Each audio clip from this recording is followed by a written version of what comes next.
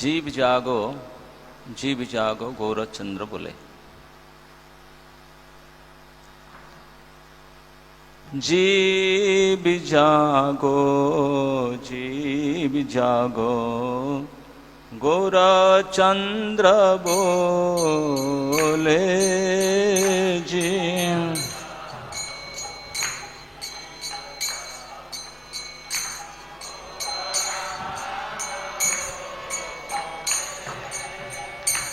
কত নিদ্রা যাও মায়া পিশাচীর কোলে। কত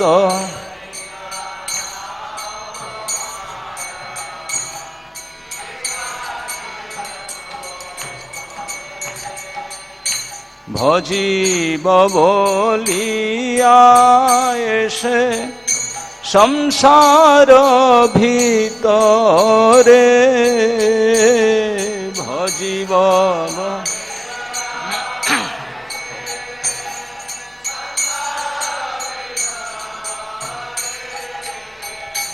ভুলিয়া রহিলে তুমি অবিদ্যার ভরে।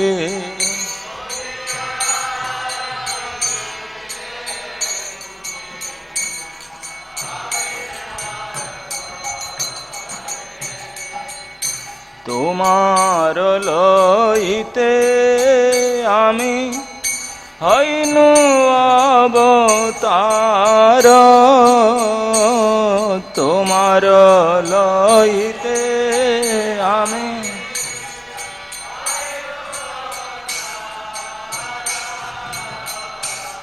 আমি বিনা বন্ধু আর কে আছে তোমার।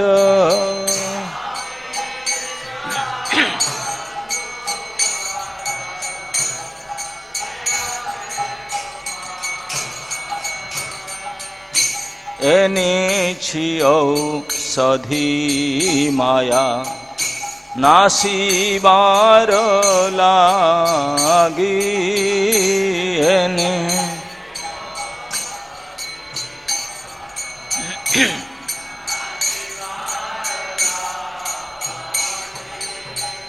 হরি নাম মহামন্ত্র লয় তুমি মাগি। হরি নাম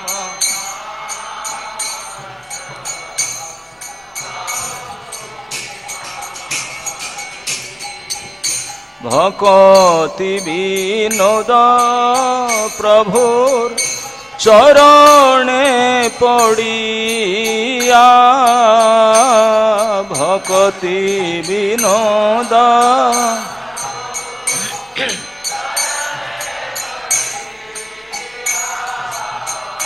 সেই হরি নাম মন্ত্র লইল মাগিয়া।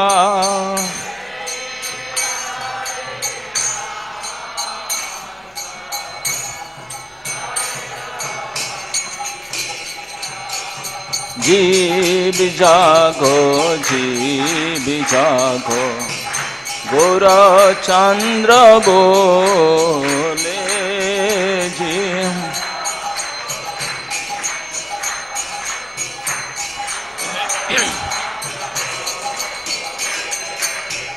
हरे कृष्ण कृष्ण कृष्ण हरे हरे हरे राम राम राम हरे हरे।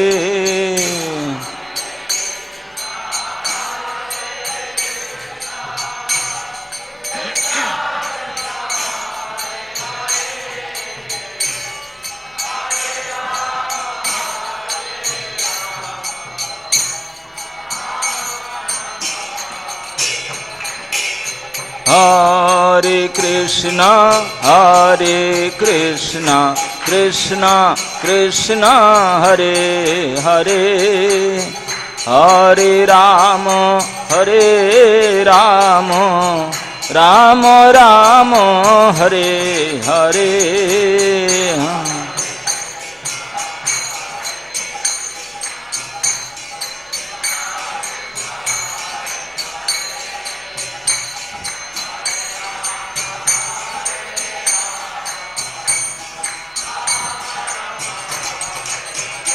जयो राधा राधिका रमण राधा राधिका रमण राधे।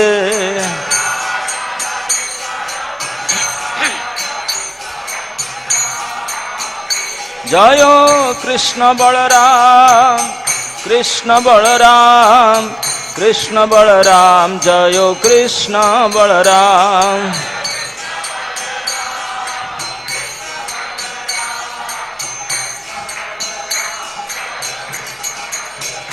निताई गौर हरि बोल हरि बोल हरि बोल हरि बोल।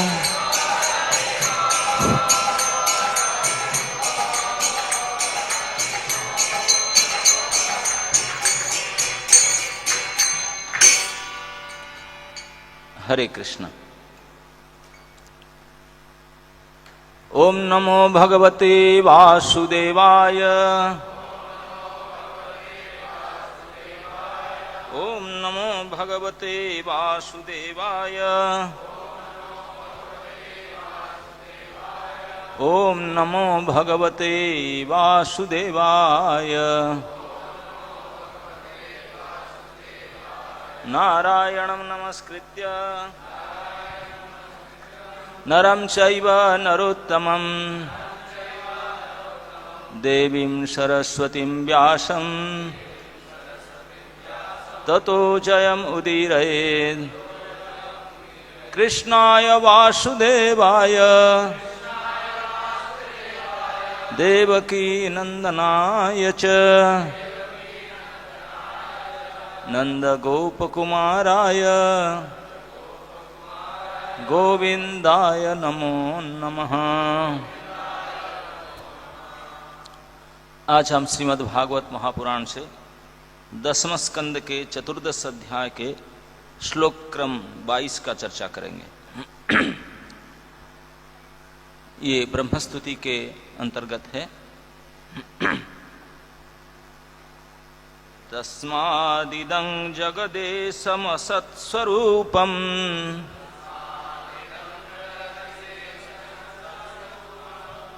स्वप्नाभस्तधिषणं पुरुदुःखदुःखम्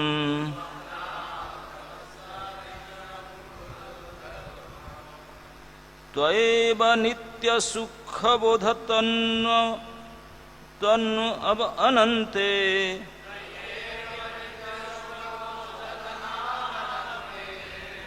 मायात् अद्यदपि यत् सदिबाब भाति।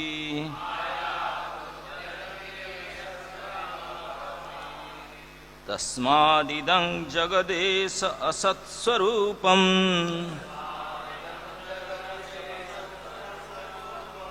स्वप्नाभ अस्तधिषणं पुरुदुःखदुःखम्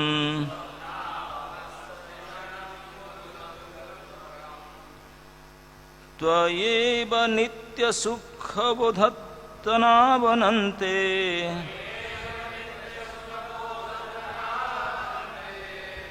मायात् अद्यदपि यत् सदिबाब भाति।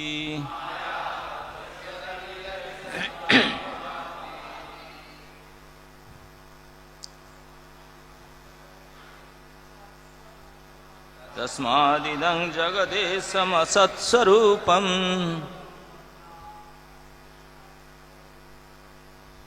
स्वप्नास्तधिषणं परदुःखदुःखम् एव नित्यसुखबोधननावनन्ते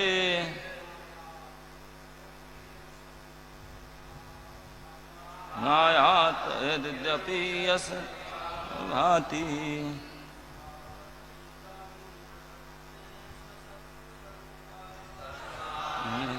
जगदेशमसत्स्वरूपम्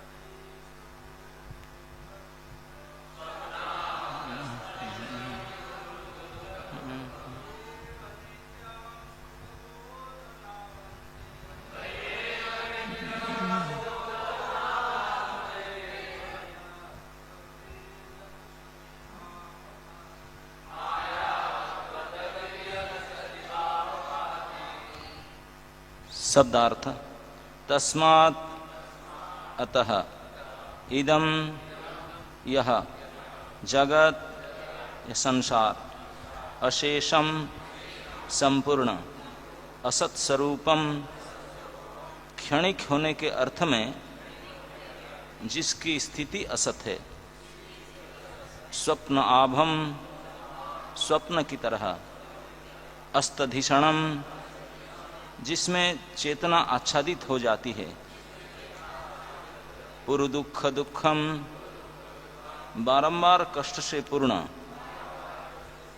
त्वयि तुम में एव निसंदेह नित्य शाश्वत सुख सुखी बोध चेतना तनो निज स्वरूप में अनंते अनंत मायातः माया के द्वारा उद्यत से निकलकर अपि यद्यपि यत जो सत असली इव मानो अवभाति प्रकट होता है। अनुवाद एवं तात्पर्य श्रील भक्ति वेदांत स्वामी श्रील प्रभुपाद जी के द्वारा अनुवाद। अतः यह संपूर्ण ब्रह्मांड जो कि स्वप्न के तुल्य है, प्रकृति से असत है, फिर भी असली सत जैसा प्रतीत होता है, और इस तरह यह मनुष्य की चेतना को प्रच्छन्न कर लेता है और बारंबार दुख का कारण बनता है। यह ब्रह्मांड सत्य इसलिए लगता है क्योंकि यह आपसे अद्भुत माया शक्ति के द्वारा प्रकट किया जाता है, जिनके असंख्य दिव्य रूप शाश्वत सुख तथा ज्ञान से पूर्ण है। तात्पर्य, यह ब्रह्मांड भोग की वस्तु या बद्धो जीवों के स्थायी निवास के रूप में निश्चय ही भ्रम है। सबसे पहले लाइन में प्रभुपाद जी कहते हैं, ब्रह्मांड को अगर हम सुख के लिए यूज करेंगे, भोग्य वस्तु और रहता हमारा साथ हमेशा रहेगा, यह ब्रह्मांड भोग की वस्तु या बद्धो जीवों की स्थायी निवास रूप में अगर कोई माने, ये निश्चित रूप से भ्रम है। स्वप्न के सिवा ये कुछ नहीं है। कोई यह दृष्टांत प्रस्तुत कर सकता है कि मरुस्थल में अत्यधिक जल का दृष्टिगोचर होना स्वप्न के सिवाय कुछ नहीं है। यद्यपि असली जल कहीं और रहता है, उसी तरह घर, सुख तथा पदार्थ के भीतर वास्तविकता का दर्शन होना मूर्ख के स्वप्न के सिवाय और कुछ नहीं, जिसमें बारंबार कष्ट ही कष्ट मिलते हैं। किंतु दूसरे अर्थ में ब्रह्मांड सत्य है। वेदांत सूत्र के भाष्य में श्रील माधवाचार्य ने वैदिक श्रुति मंत्रों को उद्धृत करते हुए इसकी पुष्टि की है। सत्यं ह्यवेदं विश्वं सृजतः, भगवान द्वारा सृजित यह ब्रह्मांड सत्य है। यद्यपि वेदों का यह सम्यक प्रमाण ब्रह्मांड के सत्य होने की पुष्टि करता है, फिर भी माया द्वारा हमारा ज्ञान अपहृत होने के कारण अस्तधिषणम शब्द से ये लक्षित होता है। हम इस ब्रह्मांड को या इस ब्रह्मांड के सृजनकर्ता भगवान को सही ढंग से जान नहीं सकते। भगवान कृष्ण का अंश होने के कारण यह ब्रह्मांड सत्य है और भगवान की सेवा में लगे रहने के निमित्त है। जो भगवत धाम को अपना घर, भगवान को प्रेम की वस्तु तथा ब्रह्मांड को भगवान की सेवा की सामग्री मानता है, वह शाश्वत सत्य है। सत्य के अंतर्गत निवास करता है, चाहे वह भौतिक तथा आध्यात्मिक जगत में कहीं क्यों न रहे। ओम अज्ञानं तिमिरान्धस्य ज्ञानांजनशलाकया चक्षुरुन्मीलितं येन तस्मै श्री गुरवे नमः। श्री चैतन्य मनोभीष्टं स्थापितं येन भूतले स्वयं रूप कदा मह्यं ददाति स्वपदान्तिकम्।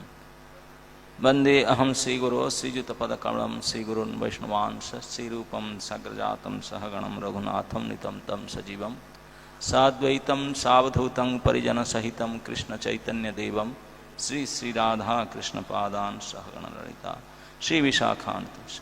नमो विष्णुपादाय कृष्णपृष्ठाय भूतले श्रीमते भक्तिवेदांत स्वामिनिति नामिने।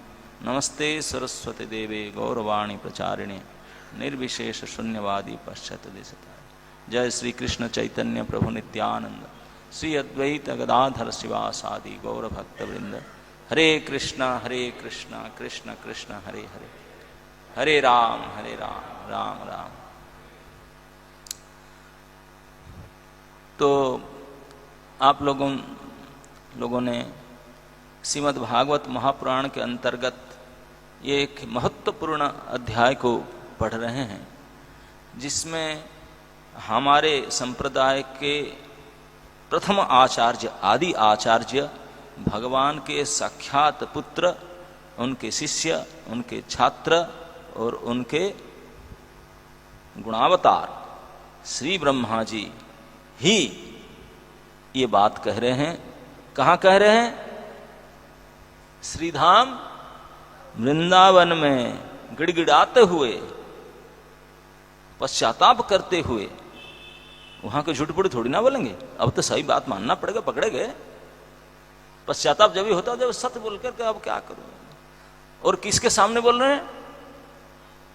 साक्षात बाल कृष्ण के सामने। तो यहां चलेगा नहीं, क्योंकि सामने बोल रहे, वो मालिक है, उन्हीं के बारे में उनके सामने झूठ कैसे बोल सकता है? सत्य बात बता रहे हैं ब्रह्मा जी। अभी बुद्धि ठिकाना में आ चुका है, इसलिए सही बता रहे हैं। पहले जो थोड़ा बहुत गड़बड़ था अभी बिल्कुल सुधर चुका है। शुद्ध बुद्धि से अब माफी मांगते हुए, पश्चाताप करते हुए ये बात को कह रहे हैं। तो इस श्लोक के शुरुआत में ब्रह्मा जी कहते हैं तस्मात्। तस्मात् शब्द का अर्थ है इसलिए, देयरफॉर। तो तस्मात् शब्द हम प्रयोग कब करते हैं? कोई प्रकरण को जब अंत करते ना, तब तस्मात् शब्द लगाते हैं। इसलिए मतलब किस लिए, मतलब को कह चुके हैं आपने, कुछ बात हो चुका है, तब ये कंक्लूजन दिया जाता है, प्रकरण के अंतिम उपसंहार करते हुए ये शब्द उपयोग करा जाता है ना नहीं? हाँ। तो एक प्रकरण को उन्होंने एंड कर रहे हैं ब्रह्मा जी, इसलिए तस्मात् कह करके, क्योंकि बड़ा लंबा स्तुति कर रहे हैं। एक स्तुति का विषय यहां अभी कंक्लूड कर रहे हैं।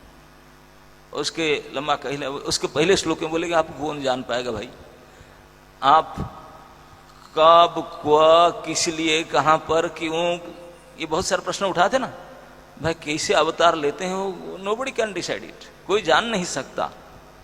तो ये सब भगवान की अचिंत्य महाशक्ति को बताते हुए ये कंक्लूडिंग मतामत इस श्लोक में कहते हैं तस्मात्, इसलिए इदं, ये जगत, इदं जगत असत स्वरूपम। बोले जगत की स्वरूप कैसा है? असत। असत शब्द का अर्थ है कि सर्वकालिक सत्ता रहित स्वरूप, जिसका हमेशा नहीं रहने वाला जो है, सर्वकाल में जिनका स्वरूप टिकता नहीं, हमेशा नहीं रहता है, बदलता रहता है, तो इसलिए उसको असत कहते हैं इस माने में। तो ये असत स्वरूपम इदम जगत। लेकिन स्वप्नाभ अस्तधिषणं पुरु दुख दुखम, लेकिन सत स्वरूप, असत स्वरूप होते हुए भी हम लोग को स्वप्न के जैसा, स्वप्न में जैसा हम देखते हैं कोई वस्तु को, ऐसे ही, और अस्तधिषणम मतलब बुद्धि को ढांक देता है, और बुद्धि को ढांकने के कारण बहुत दुख देता है। पुरु दुख दुखम, दुख में भरा हुआ है एवरी स्टेप, पदम पदम जत विपदम न तेषाम्। त्वयैव नित्य सुख बोध तनु एव अनंते, बोले आप भी हैं त्वयि एव, आप ही निश्चय। कैसे हैं आप? न नित्य सुख बोध तनु, तनु मतलब शरीर, आप जो हैं आपके शरीर नित्य मतलब हमेशा रहने वाला सत्य, सुख मतलब आनंद, बोध मतलब ज्ञान, सच्चिदानंद, इसी को कहते हैं नित्य सुख बोध तनु। आप सच्चिदानंद तनु वाले हैं, अनंत हैं। इसको दूसरे अर्थ में ले सकते हैं, नित्य माने सांदिनी शक्ति, बोध माने संवित शक्ति, सुखमय है ह्लादिनी शक्ति। ये तीन अंतरंगा शक्ति के नियंत्रक आप ही, त्रिगुणमयी अंतरंगा माया के मालिक। आप अनंत है, आपके तनु ऐसा ही है, आपके शरीर मायातः, यद्यपि मतलब ये संसार, ये जगत आपके माया की सृष्टि है, आपके माया से ही निकली है, माया के द्वारा बना हुआ है। यद्यपि माया के द्वारा सृष्टि हुआ है, यत सत इव अवभाति, सच्चाई जैसा दिखता है।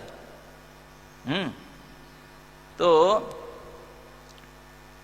ये बहुत फिलोसॉफिकल बात ब्रह्मा जी कहते हैं, हम लोग को थोड़ा उसको ढंग से समझना पड़ेगा, क्योंकि सादा सीधा इस भाषा में बोलेंगे क्या, कुछ घुसता नहीं अंदर, है ना नहीं। तो इसलिए ब्रह्मा जी कहते हैं कि इसलिए हम जो इस जगत में रहने वाली, इदम जगत मतलब जागतिक प्राणी, इस असत स्वरूप जगत को जो वास्तविक स्वप्न जैसा ही है, स्वप्न असत कहते हैं, फिर स्वप्न कहते हैं। आप लोग सब तो स्वप्न देखते ही होंगे। स्वप्न के बाद को सच्चाई मानते हैं क्या? सुबह उठते अरे स्वप्न ही था, और क्या सच थोड़ी है, स्वप्न था। तो लेकिन स्वप्न के जो बात हमेशा मिथ्या होता है, बोले ये जगत ऐसा नहीं है। यद्यपि स्वप्न जैसा लगता है, क्यों है, हम देखते हैं, रात में अभी भी देखते हैं। बोले स्वप्न की जैसा होते हुए भी स्वप्न दृष्ट वस्तु जैसा मिथ्या नहीं है, सत्य है। सत्य है क्योंकि भगवान से आया ना, भगवान सत्य है, वो परम सत्य है, उनसे निकलेगा तो सत्य है। बोले सत्य है, और उसमें जो हम अपना भोग के लिए यूज करते हैं, ये तो स्वप्न है। हम कभी उसको भोग नहीं कर सकते, क्योंकि जगत को भगवान ने इसीलिए दिए, उनके लिए दिए, उनके काम के लिए दिए। भाई कोई कंपनी में आप जॉब कर रहे हैं और कंपनी ने आपको गाड़ी दिया, ड्राइवर दिया, किस लिए दिया? आपके काम के लिए। किसके काम? कंपनी के काम के लिए। वेल अंडरस्टूड, कोई भी समझ सकता भाई उनके काम के लिए। तो ये संसार हमारा तो है ही नहीं, हमारे बाप का तो है ही नहीं, हमारे बपोती तो है ही नहीं, उन्हीं का है। सारे साज सामग्री संसार में सब उन्हीं के दिया गया। जब उन्हीं के वस्तु दिए हैं भाई, उनके काम के लिए दिए ना, हम उनको उन्हीं के काम के लिए उपयोग करना चाहिए। हम कर क्या रहे हैं? अपने काम में लगाते हम हो गए। गड़बड़ी यही है बस। इसी के कारण अस्तधिषणम, बुद्धि हमारा ढंक गया, काम गलती करते, बुद्धि ढंक गया। बुद्धि ढंक गया से मतलब स्वरूप विभ्रम हो गया। हम जो हैं हम उनके सर्वभ्रांत है, भूल गए हम सर्वभ्रांत थोड़े मालिक है। ये बुद्धि ढंग करके ये भाव आ गया, और इसी भाव के साथ जब भोग करने लगे तब एवरी स्टेप दुख आता है। अरे क्यों दुख आया? एवरी स्टेप में दुख आता रहता, सुख मिलता ही नहीं, और हमारे समझ में नहीं आता कि बुद्धि ढंग का हुआ है। और एक उदाहरण से आप समझ सकते हैं। ये संसार को प्राय स्थान में संत और शास्त्र में एक कारागार की तरह वर्णन किया गया है ना। नहीं, ये जेल है। यहां तक कि शास्त्र में उसको सेंट्रल जेल करके कहा गया, केंद्रीय कारागार। सिटी का बिल्कुल सेंटर पॉइंट में सेंट्रल जेल होता ना, बिल्कुल दी सेंटर में। तो ये हमारे ब्रह्मांड के सेंटर में इस कारागार प्लेस्ड है। सेंटर में 14 लोक है, 14 लोक विशिष्ट है ब्रह्मांड। तो हम कौन से जगह पर हैं अभी? 7th फ्लोर में, बिल्कुल सेंटर में है।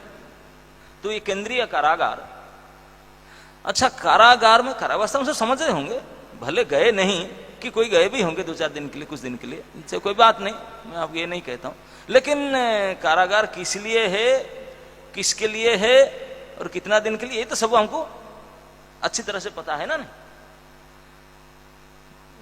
अभी भले आपके दिल्ली के सेंट्रल जेल में हम नहीं गए, लेकिन हम असली में जेल में है। कौन सा जेल में? इस ब्रह्मांड के केंद्रीय कारागार में है।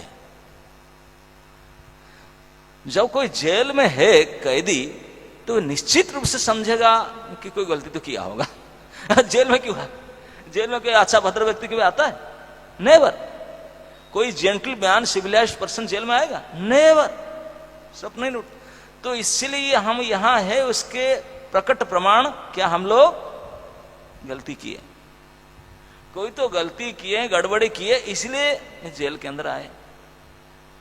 और अपने गलती के परिमाण के हिसाब से कैदी को कारागार में रहने का काल निर्धारित किया जाता है ना। नहीं, कितने साल की कारादंड भोगना है, आपको 2 साल की, 5 साल, आपको 12 साल, आपको तो जीवन भर होता है ना।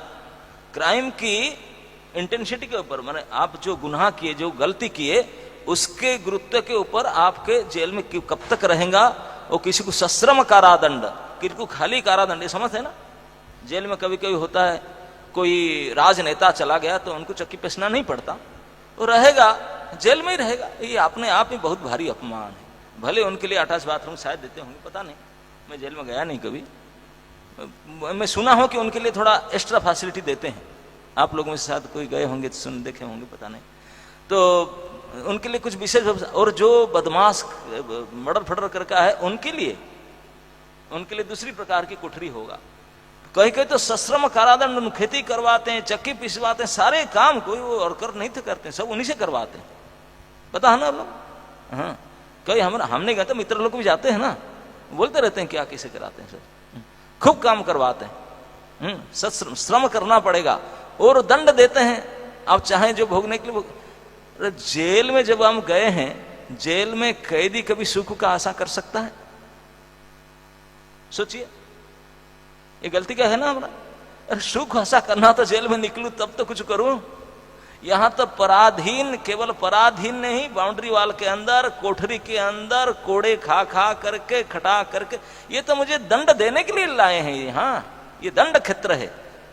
कारागार कोई अच्छा जगह थोड़ी ना होता है, लेकिन बिल्कुल सेंटर पॉइंट में, बहुत कीमती जगह पर बनाएंगे उसको। भाई कोई सिटी का जो मेन सेंटर प्लेस होता है बहुत कीमती होता है ना, उनका गज का रेट स्क्वायर फीट का बहुत हाई होता है, वो वहां जेल बनाएंगे।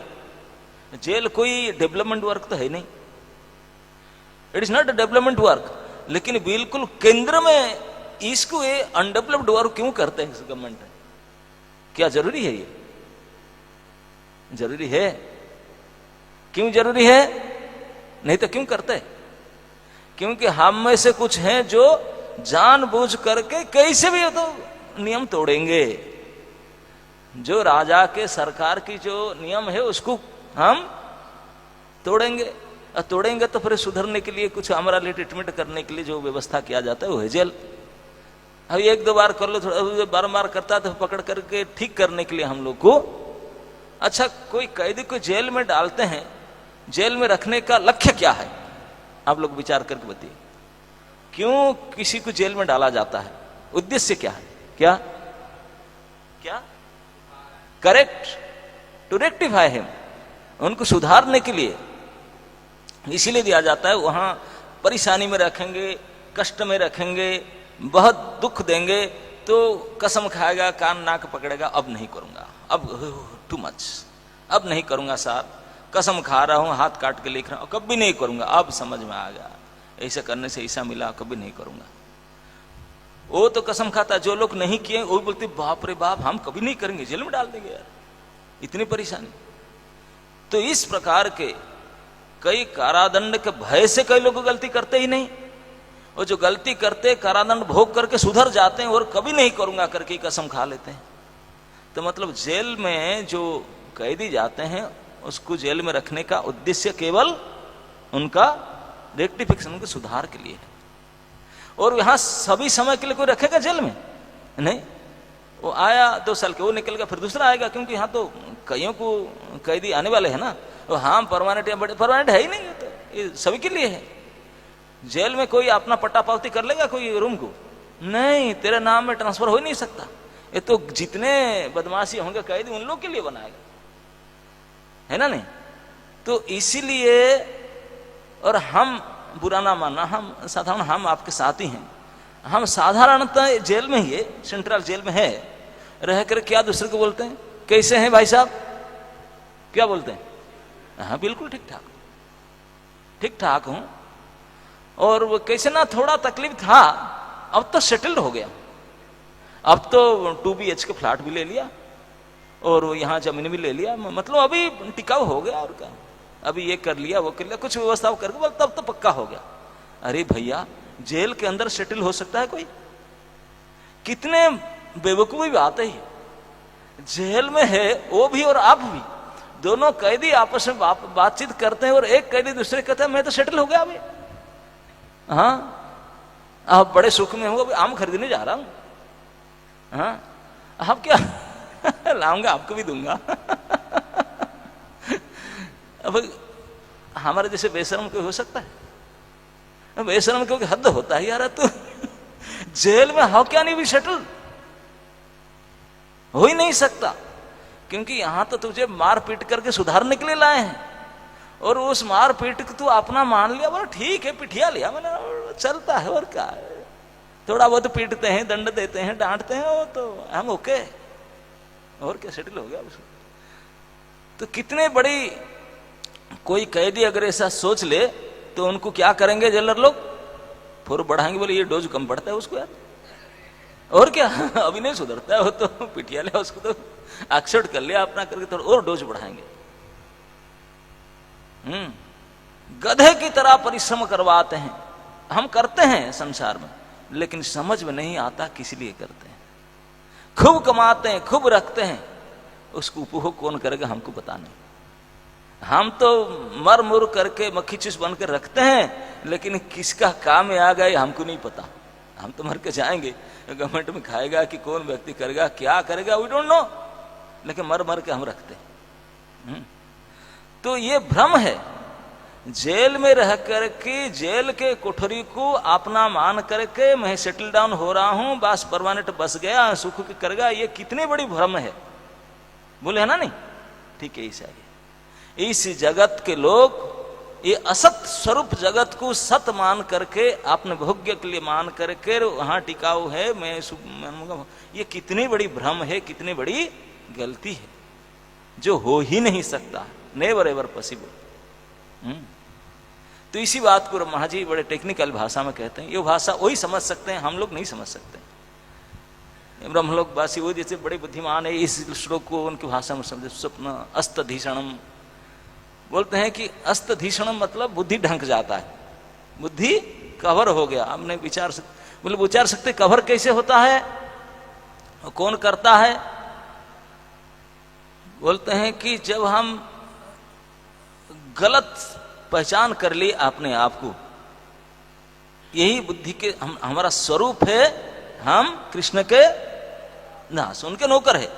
और अगर हम ये आईडी की भूल कर बोलेंगे नहीं हम मालिक है, ये आईडी गलत है ना, नहीं ये गलत आईडी, बोले यही गलत आईडी के कारण से हम नौकर है, और नौकरी करने के लिए है, वो किसका नौकरी? ना उन मालिक का, उनको सुख देने के लिए, उनके सुख के लिए हम अपने जो इंद्रिया, मन, बुद्धि, सामग्री सब उनके लिए लगाने के लिए हम बनाए गए, उनके काम के लिए।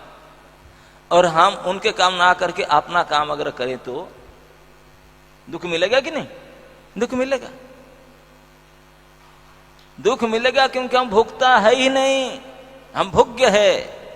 हमारा असली पहचान हम क्या है? भोग्य है, हम भोगने के लायक है, मतलब भोगा जाने के लायक है, भोगने के लायक नहीं है, भोगता नहीं है। लेकिन हम हमेशा क्या प्लान करते हैं?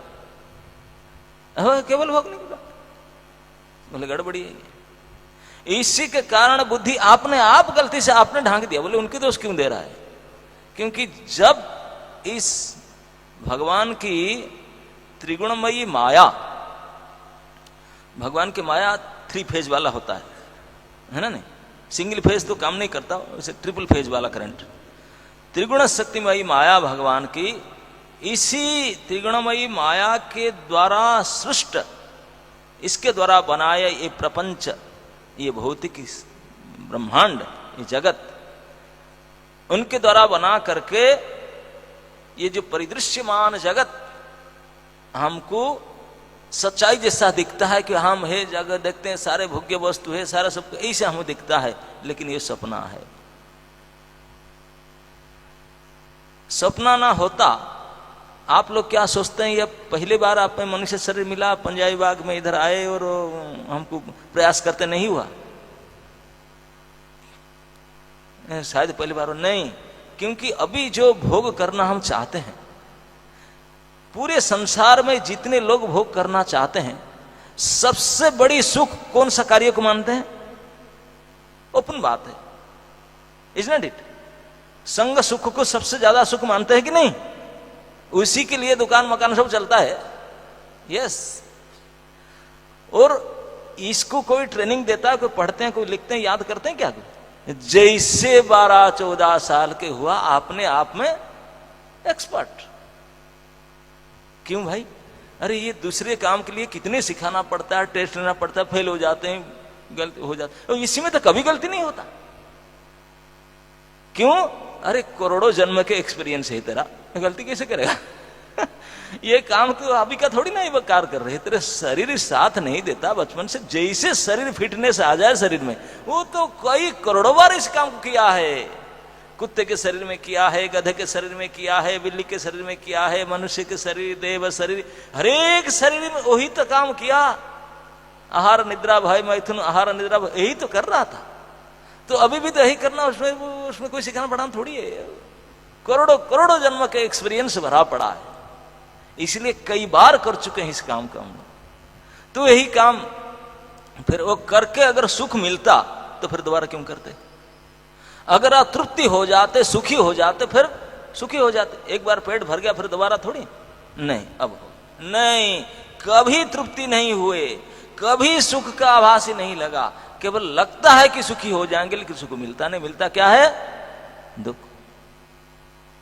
किसी प्रकार की भोग्य वस्तु को अब भोग करो, भोग करने से पहले डरता है, गुलाब जामुन खाऊं, शुगर है, खा लेता हूं, बॉर्डर लाइन में है, चलेगा, थोड़ा पाउडर खा लूंगा, है ना? नहीं, भोग करने से पहले डर होता है, भोग के समय डर होता है, भोगने के बाद तो रोग होता ही है।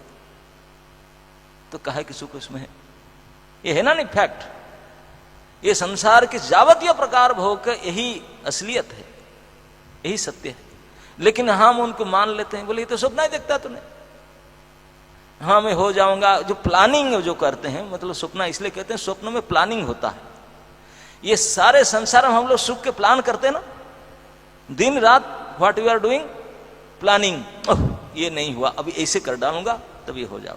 जाते समय, चलते समय, बैठते समय, सुनते समय, सोते समय, खाते समय क्या करते रहते हैं? प्लानिंग। किसके लिए प्लानिंग करते हैं? How to become happy. और हैप्पी हो ही नहीं सकता, क्योंकि गलत लाइन पकड़ा हुआ है। तू सुखी होना चाहता है,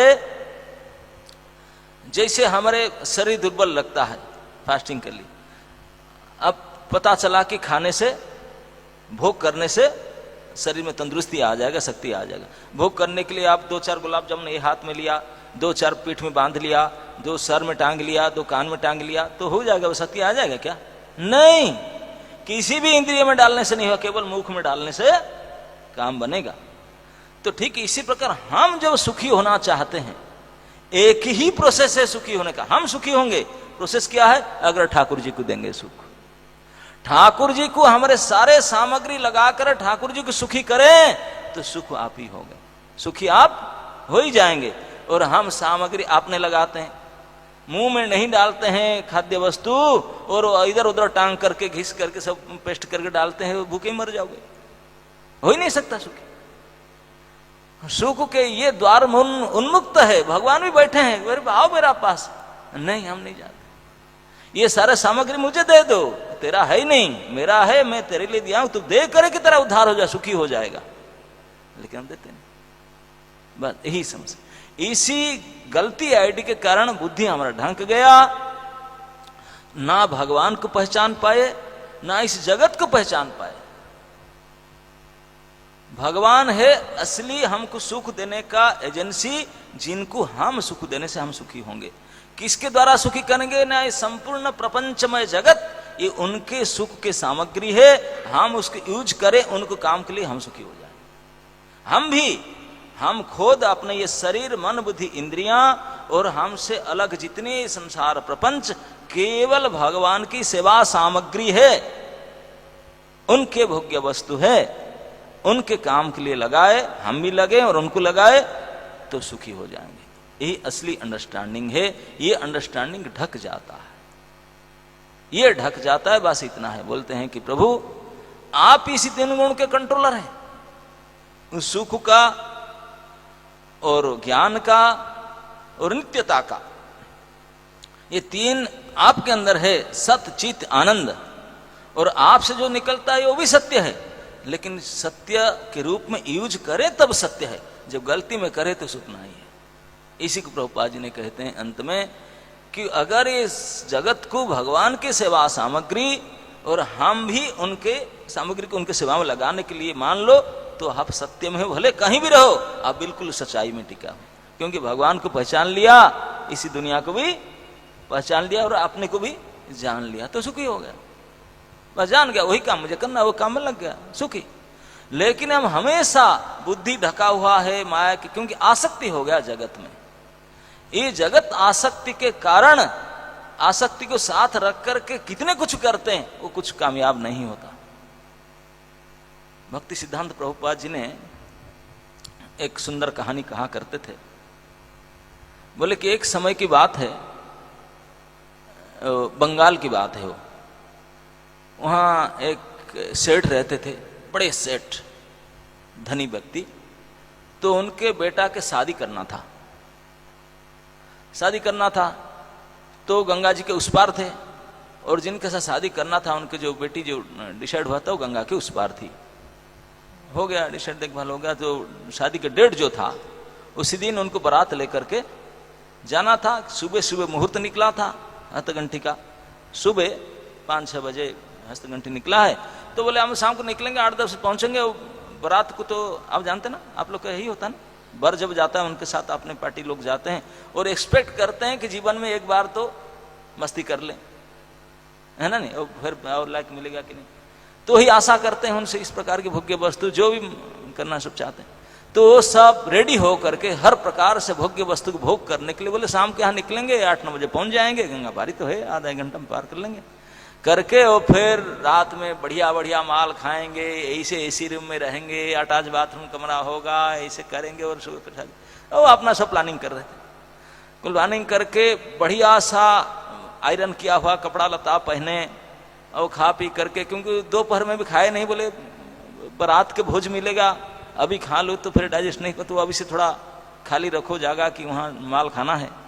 तो इसलिए दोपहर में भी खाना नहीं खाए, और बढ़िया सा कपड़ा और सद सेविंग फेविंग करके सब रेडी हो करके नाव में जाना था। नाव को क्योंकि बारात जाएगा, बड़े साहब के बारात जाएगा, तो इसलिए ऐसे डेकोरेट किया गया था, बड़े सुंदर चमेली और मोगरा बेली फूल ला करके सजाया गया था वो नाव को।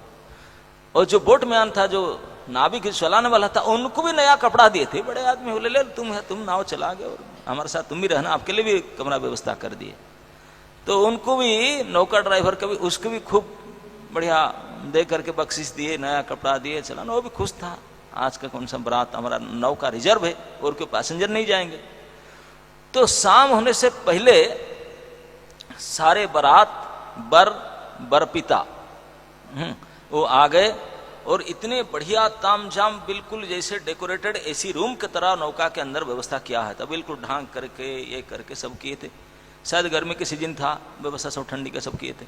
बैठ गए, बैठ जान के बोले चले यार जाएंगे कुछ तो, यहाँ कैसे जाएं, कुछ टाइम पास करने के लिए थोड़ा चनाचोर और थोड़ा ड्रिंक्स ये सब हो जाए, ऐसे होता ना, थोड़ा ठंडी गर्मी और थोड़ा चुबाने के लिए, क्योंकि आनंद के समय है ना, मजा लें। तो बोले ठीक है, वही पेश हुआ, मंगाए फर्स्ट क्लास नमकीन और तीखा, थोड़ा तीखा भी हो, नमकीन हो और थोड़ा खट्टा भी हो, यही होता ना चनाचूर के स्वरूप। तो उसको मंगाया गया और ड्रिंक्स उसके साथ दिया गया, और उसको खा करके सब मस्ती से चुबा रहे थे। बोले थोड़ा ये भी चलाना चाहे ना, क्या फिल्म गाना, वो भी चला दो। तो वो भी साउंड बॉक्स लगा कर उसको भी चला दिए। अब सब मस्ती में बैठ गए रहे, और नाविक बैठ गए। बोले तुम बिल्कुल आधा घंटा में पहुंचाना है, देखो टाइम, हम जाकर के, हमारा रूम बुकिंग है, हम सेटल हो ना। बिल्कुल मैं चलाता हूँ। और वो भी मस्ती में चनाचूर ड्रिंक्स खा कर नाविक ने बैठ गया और स्टार्ट किया, चलाने लगा और चलाते रहे। वो चलाता रहा, वो बेचारे खाए ठंडी ठंडी गंगा के हवा। जब जैसे 7:30-8 बजे हुआ, और दोपहर से तैयारी में बड़े बिजी थे, दोपहर के रेस्ट नहीं किए थे कोई। जैसे ठंडी हवा शाम को गंगा के ऊपर नाव के ऊपर बैठे, सब सभी सो गए। नाविक बेचारा बोलता है मैं पहुंचा दो, मैं सो जाऊं। बोले तो एक बार करना है, आधा घंटा में पहुंचा कर मैं सो जाऊं, अभी सो रहे हैं, सोने दो उनको, पैसेंजर सोएगा लेकिन ड्राइवर थोड़ी ना सोएगा। तो अपने काम करता है बेचारा, वो खूब चला रहा है बोट, अपने जो क्या करते हैं रोइंग, ये चलाना, वो चला रहा है भी तरह। चनाचूर चबाते हुए नींद ना आ जाए, चला रहा है बोट। चलाते चलाते वो बेचारा चलाते, बोले पहुंच नहीं रहे, क्या बात है, वो और जोर से चला रहा है। और वो लोग सोए हैं, खूब नींद लिए। सुबह जब कौवा, मॉर्निंग में कौवा आवाज करते ना, तब जो है ना अलार्म था ना, अलार्म कल लिए नहीं थे। तो कौवा की आवाज हुआ, किसी का नींद खुला, अरे क्या टाइम है, टाइम देखे को 7 बज चुका है, सूरज उग रहा है। और वो जहां नौका में बैठे थे वहीं बैठे। अरे यही तो घाट है, यही पेड़ के नीचे हम वहीं बोर्डिंग हुए थे, लोड हुए थे, वहीं पे है। और चिल्लाया, वर के पिता पहले उठा, अरे चिल्लाया, सब उठे। अरे घड़ी देखते हैं, अरे 7 बजे, अब पूरी रात नींद लिए, अरे तो कर क्या रहा था। बोला साहब मुझे मत डांटिए, मैं रात झपकी भी नहीं लिया, मैंने खूब चलाया, एक झपकी भी नहीं लिया। आप जो खाकर छोड़ दिए थे चनाचूर सब चुबाया, नींद नहीं लिया। वो पूरा मैं प्रयास कर रहा, हुआ क्या ना मुझे भी समझ नहीं आ रहा है हुआ क्या। मैं तो एक नॉन स्टॉप रोइंग करता हूं, बोट चलाता रहता हूं, लेकिन ये पहुंचा नहीं। मैं तो हमेशा आधे घंटे में पार करता था, लेकिन आज हो क्या गया पता नहीं। अरे क्या हुआ, हमारा तो शादी के लगन चला गया, और चिल्लाए गाली के क्या हुआ, रिसर्च तदंत कमीशन बैठ गया। भाई ये बात है, नौका डेली चला रहे, डेली पार करने वाले घाट के, वही घाट में रहने वाले, तो उनका दैनंदिन जीवन के पार्ट था। लेकिन आज कैसे ऐसा कैसे हो गया कि नौका चलाता है, हम नौका में बैठे, पार नहीं हो पाए।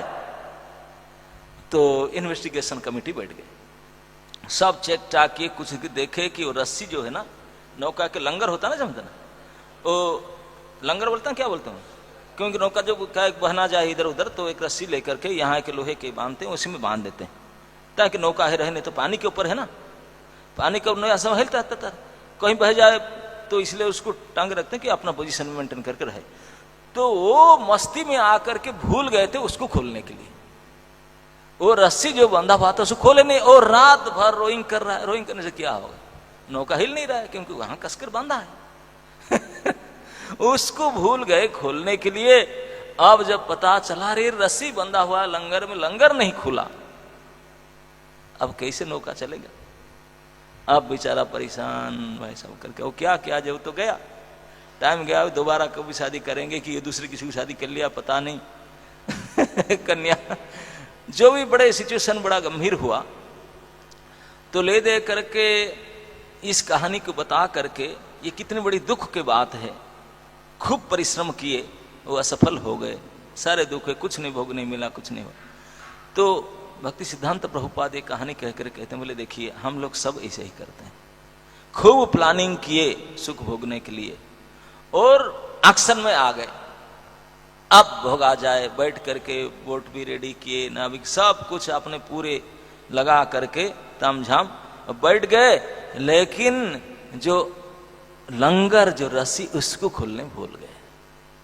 अब कितने भी नौका चलाओ आगे बढ़ेगा क्या। बोले ये जो सुख भोगने का प्रयास, ये नौका में पार कर जाने का प्रयास, और वो है आसक्ति। हम आए इस जगत में, जगत किसका है और किसके लिए है उसको भूल करके हमारा हमारे लिए करके माने, मतलब उसमें आसक्ति कर लिए, हो है नहीं हमारा, क्या हमारे लिए भी नहीं है, लेकिन हम मान लिए उसको। बस संपूर्ण ब्रह्मांड में केवल इतना ही गलती है, मान लिए। आसक्ति होता क्या है? मान्यता ही है। ये मेरा करके मान लेना यही तो आसक्ति, और उसमें फंस जाना मेरा ही है, मेरा ही है, बस यही आसक्ति की दिखावटी। तो वही मान लिए, बस इसी के कारण आगे नहीं बढ़ पा रहे, क्योंकि बंध गए ना उसमें, आसंकुल बंध गए, इस असत के साथ बंध गए, तो वन स्टेप फर्दर नहीं जा पा रहे। जब तक ये आसक्ति छूटे, ये लंगर खुले, तब एक एक स्टेप में बढ़ते चला जाएंगे। अब इधर कस करके बांधे हैं लोहे के चेन में, और कैसे बढ़ पाएंगे? हमारा आसक्ति इतने दृढ़ है, इस भोग्य वस्तु के साथ, संसार के संबंधियों के साथ इतने दृढ़ता से बंधा है, तो कितने हैवी जेट स्पोर्ट में चलाओ तो बढ़ेगा नहीं, क्योंकि लोहे के चेन में बंधा हुआ है।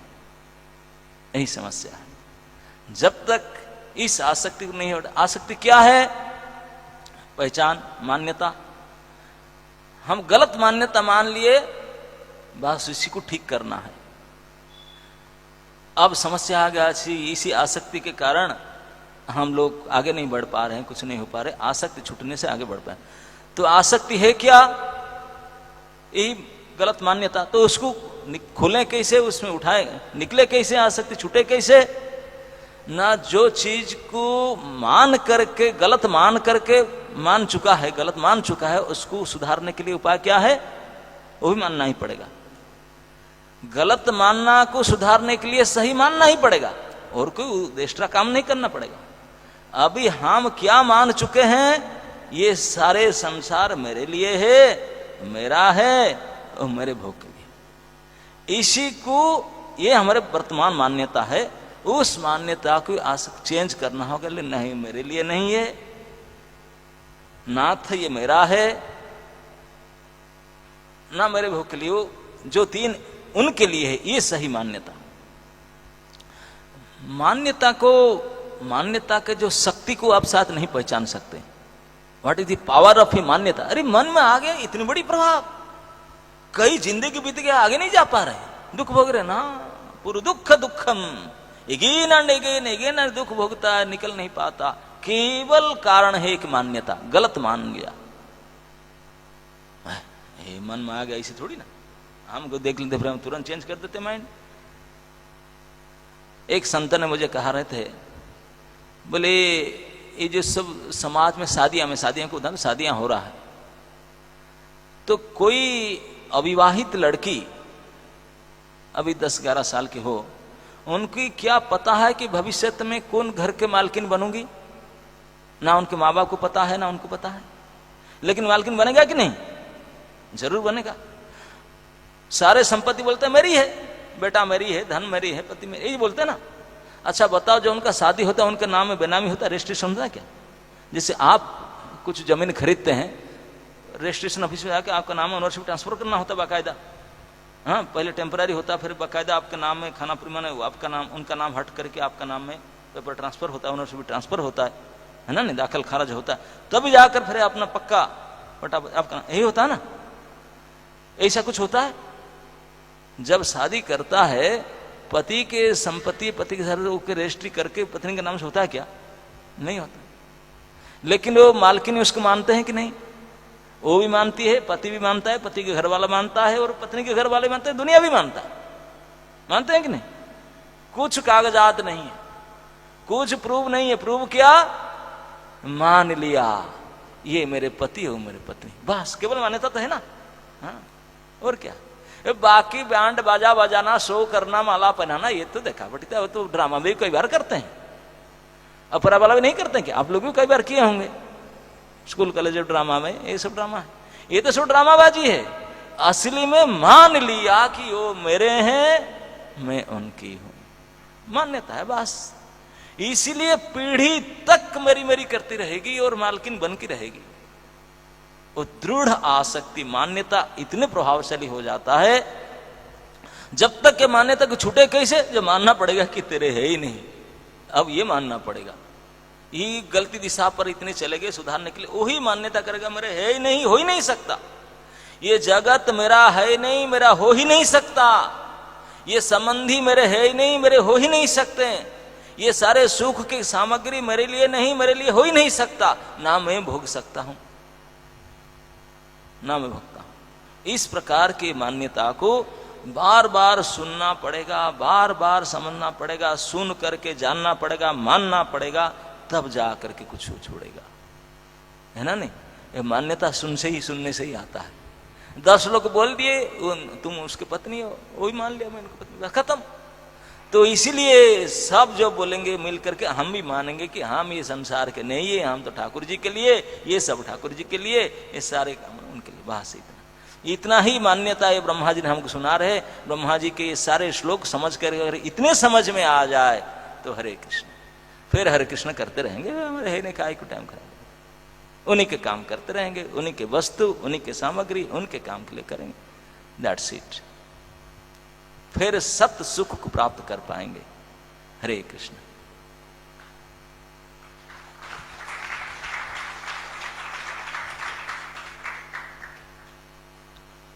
Any comment sir, question?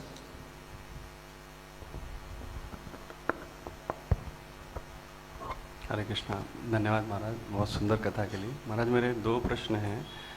तो पहला प्रश्न जो एंडिंग किया था इसी से है कि ज़्यादातर परिवार वाले माता पिता या रिलेटिव्स पड़ोसी वगैरह याद दिलाते हैं कि हम इनके संबंधी हैं, आप इनके पुत्र हो या जो भी करके। लेकिन इसके अलावा जब हम भक्तों के संग में आते हैं तो परिवार वालों के कंपैरिजन में बहुत सारे भक्त हमारे को बताते हैं कि हम क्या हमारी एक्चुअल स्थिति है। तो वो जो मान्यता हम मान के बैठे हुए हैं और जो भक्त बता रहे हैं उसको हम क्यों नहीं मान पाते हैं? ये तो आपको पूछना चाहिए, क्यों नहीं मानते? आप ही नहीं मानते, आपको पूछे क्यों नहीं मानते भाई? क्या वही जानना चाह रहा हूँ मैं महाराज के, मतलब क्यों नहीं मान पा रहे हैं कि हम हमारी जो एक्चुअल स्थिति है कि हम भगवान कृष्ण। मैं आपको यही पूछता हूँ, क्यों नहीं मानते भाई? ये तो सच है ना। नहीं, क्यों नहीं मानते उसको? जो इसको मानते हैं ये क्या सच है? आपके साथ रहेंगे? नहीं रह सकते ना। जिनको हम अपना मानते हैं संबंधी करके, यही तो बोलते ना, शब्द क्या है हमारे? संबंधी। ये संबंधी शब्द कहां से मिला, उत्पन्न हुआ पता है? बंधन से, बंधा हुआ, सम्यक रूप से बंधन, तब संबंध, अच्छी तरह से बंध गए। अच्छा, अच्छी तरह से जो बंधन है उसको संबंध कहा जाता है। ये जो हम जिसको संबंधी मानते हैं ये क्या अच्छा तरह से आपसे बंधे हुए हैं? कुछ नहीं, ये बंध नहीं सकते हैं। ये एक झूठा मान्यता है। जब तक आपके इच्छा के अनुसार आपके स्वार्थ सिद्धि के लिए मदद करते हैं तब तक संबंध टिकता है। जिस क्षण आपके स्वार्थ से अलग हो गए संबंध कटा। इतना क्या के समाज के संबंधी तो यही है कि उनका शादी है, हमको इन कार्ड भेजा है तो एक साड़ी और 100 रुपया के नोट तो देना ही पड़ेगा भैया, तो लेकर देते हैं। तो आपका काम है तो वो लोग बोलते हैं वो दिया था हमको देना ही पड़ेगा। इतना ही तो कम से कम, अधिक दो, नहीं तो कम से दे नहीं सकते हैं। वो जो 200 रुपया का नोट दिया तो आपको 200 देना, नहीं तो उससे ज्यादा देना। अगर नहीं दिए संबंध गया, उसी दिन खत्म हो जाए। ये तो लेन देन के ऊपर टिका हुआ है ना। चाहे बेटा बेटी, पति पत्नी, पुत्र, सब इसी का ऊपर है ना समाज में। आप एक्सपीरियंस, मोर एक्सपीरियंस समाज में, जिस क्षण स्वार्थ के पूर्ति में बाधा उत्पन्न किए हो जाता ना अलग, हो गया उसी दिन से कट गए संबंध। तो क्या संबंध है? सम्यक बंधन कैसा है? ये तो स्वार्थ के रूप में बंधन है, हो नहीं सकता। सम्यक बंधन उसको कहा जाएगा जो अपना है, अपना था, अपना होकर ही रहेंगे, कभी उनसे अलग तो हो नहीं सकता किसी प्रकार से। तो ऐसा उनके साथ है क्या? किसी के साथ जो संबंध विचार करके देख लो, 3 लगा करके, 3 फेज लगा कर देख लो, किसी में फिट बैठते हैं क्या? नहीं। और भगवान के साथ घटा लो तीनों को, बिल्कुल फिट बैठेगा। वही आपके थे, वही हैं, वही ही रहेंगे, बाकी कोई नहीं रहने वाला, बाकी कोई नहीं रहने वाला है। यही है, थे, वो ही रहेंगे। असली संबंध तो उन्हीं के साथ है, उसको भूल गए आपने। यही तो ढंग किया बुद्धि, अस्तधिषणम, इस श्लोक में ही कहा गया। असली पहचान को भूल गए और रंग आईडी में काम कर रहे हैं। रंग एड्रेस पर, रंग आईडी में जाकर हाथ पर पिटने से होगा क्या? कोई चीज आपका तालाब में खो गया, वो नदी का सहारा जाकर ढूंढ रहे हैं, क्या हक मिलेगा भैया? यही है। तो यही जो संबंध को मानते हैं, ये गलत मान्यता है। अब क्यों नहीं मानते हैं? क्योंकि अज्ञानता है, बुद्धि ढंका हुआ है।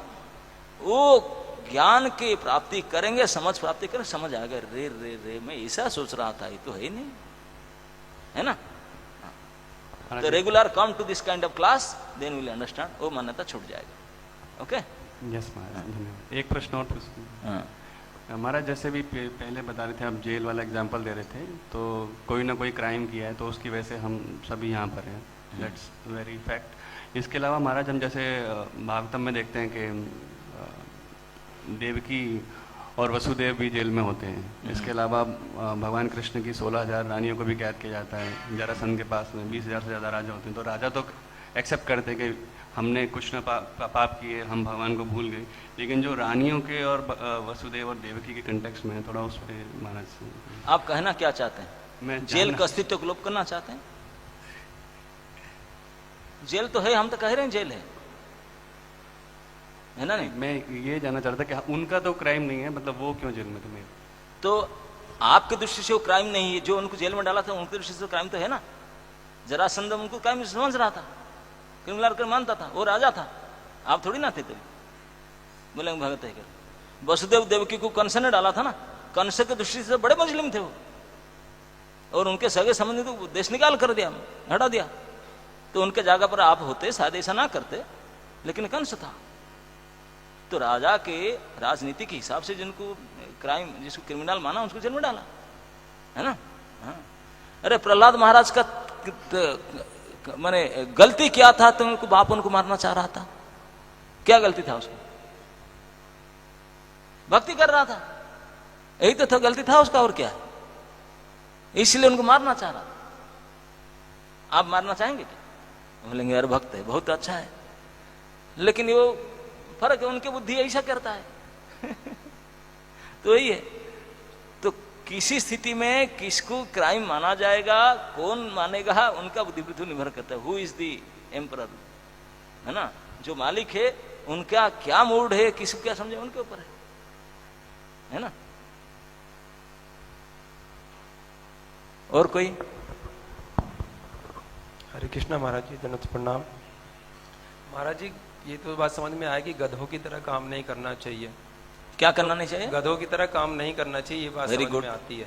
अच्छा, कम से कम इतना तो समझ में आ गया। हाँ प्रभु जी, तो जीविकोपार्जन के लिए क्या कुछ मात्रा में काम करना चाहिए, कुछ घंटे काम करना चाहिए तो पेट कैसे भरेगा, या बिल्कुल ही शरणागति ले लेनी चाहिए, कोई भौतिक क्रियाकलाप नहीं करना चाहिए? प्रभु जी, जो भौतिक शरणागति लेते हैं ये घोड़े की तरह काम करते हैं, गधे की जैसा नहीं। काम तो करना ही पड़ता है, उससे ज्यादा। आप जो कर्मी लोग हैं, संसार में रहते हैं भोग के लिए, उनको पूछो कितने बजे उठते हैं, कितने बजे सोते हैं, और भक्तों को पूछो कब सोते हैं, कितने उठते हैं।